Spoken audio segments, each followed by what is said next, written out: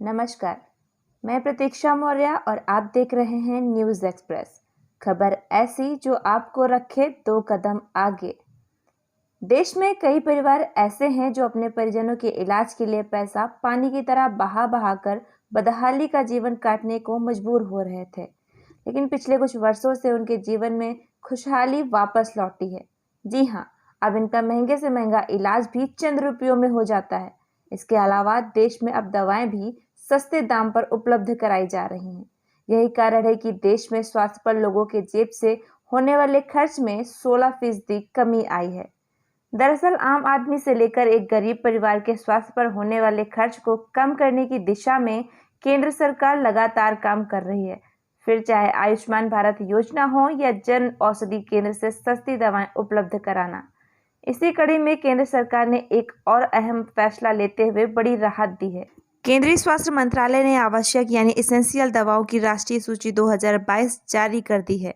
सूची में 384 दवाओं के अलावा 34 नई दवाओं को शामिल किया गया है, जिसमें 4 एंटी कैंसर की दवा भी शामिल है। केंद्रीय स्वास्थ्य और परिवार कल्याण मंत्री डॉक्टर मनसुख मंडालिया ने national list of essential medicine 2022 जारी कर दी है।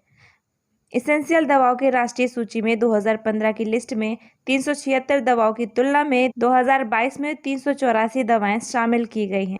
2022 की सूची में कार्डियोवास्कुलर दवाएं, एनेस्थीसिया और न्यूरोलॉजिकल डिसऑर्डर में उपयोग की जाने वाली दवाइयां, एंटी इंफेक्टिव ड्रग यानी संक्रामक विरोधी दवाएं, कान, नाक, गले और गैस्ट्रोइंटेस्टिनल दवाएं, हार्मोन, अन्य अंतरस्रावी दवाएं और गर्भ निरोधक दवाएं शामिल हैं। आप जान लेते हैं इस लिस्ट के जारी होने से क्या फ़ायदा है। तो NLAM में उन दवाओं को शामिल किया जाता है जिसका उपयोग ज़्यादा लोग करते हैं।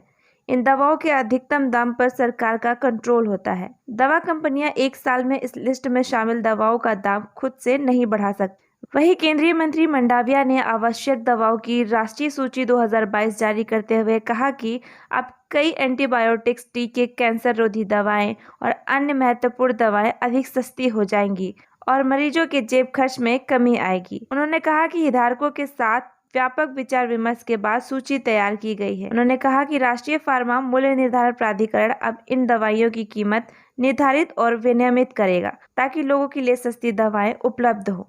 बता दें कि आवश्यक दवाओं की राष्ट्रीय सूची पहली बार 1996 में तैयार की गई थी। इसके बाद 2003, 2011 और 2015 में 3 बार संशोधित किया गया था।